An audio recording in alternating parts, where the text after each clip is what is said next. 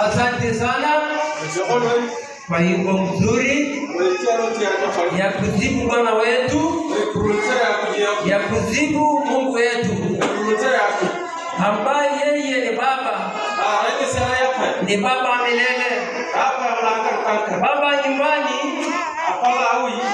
Wanaweza kuwa na wewe kwa muda mfupi, lakini muda si muda anaachana naye. Ukubali mambo yake, upana yeye pamoja siku yote, wataishi naye milele. Haikupi kama baba yetu wa nyumbani, ni Baba milele, wataishi naye milele. Mpendwa mtu wa Mungu, siku hii ni siku yetu ya kila siku,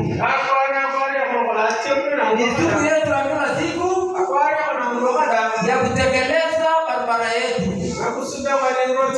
barabara yetu na Mungu.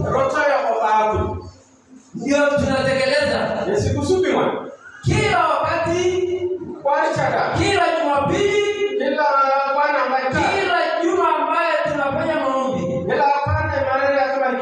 ni kutekeleza barabara yetu na Mungu. Safari yetu, njia safari yetu, ili tuhakikishe tuwe na Mungu pamoja. Hata siku hiyo kupika hawezi kuwa na tatizo, atakuwa safari yetu iko sawa, safari yetu itakuwa inakamilika. Wapendwa watoto wa Mungu wateule, siku hii ni siku yetu ya kufurahi, ni siku ya furaha kwa ajili ya neno la Mungu. Tunafurahia neno la Mungu, bali uzima wetu. Wiki iliyopita nilikuwa tukufundisha kitabu hiki, kitabu hiki ya Ufunuo. Kitabu hii alikuwa anatuelezea kwa mfano. Mpendwa, bwana harusi akipatana na mume wake, wanaanza kuweka maangalizi mazuri. Ninaangalia hii harusi kwa njia nzuri, ninapamba hiyo kwa njia ya hali ya juu, ninaangaliwa sana. Kipika hiyo siku, wakati hiyo bwana harusi na mke wake anakuja mahali pale, wanakuja akiwa hapa ambaye anapamba kweli kweli.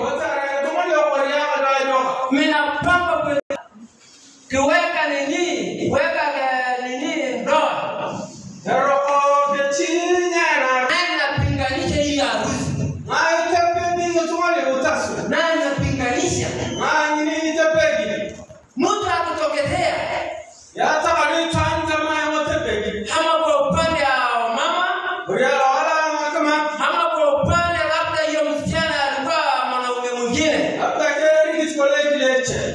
mwanaume atokezea kwamba huyo alikuwa yangu, hii harusi hawezi funga harusi, naweka kila kitu chini, ninapunja kabisa hii harusi na saulika.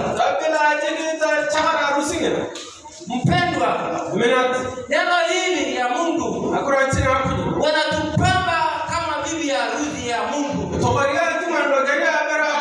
Bibi ya harusi ya Mungu ambaye wanapamba akingoja siku yake,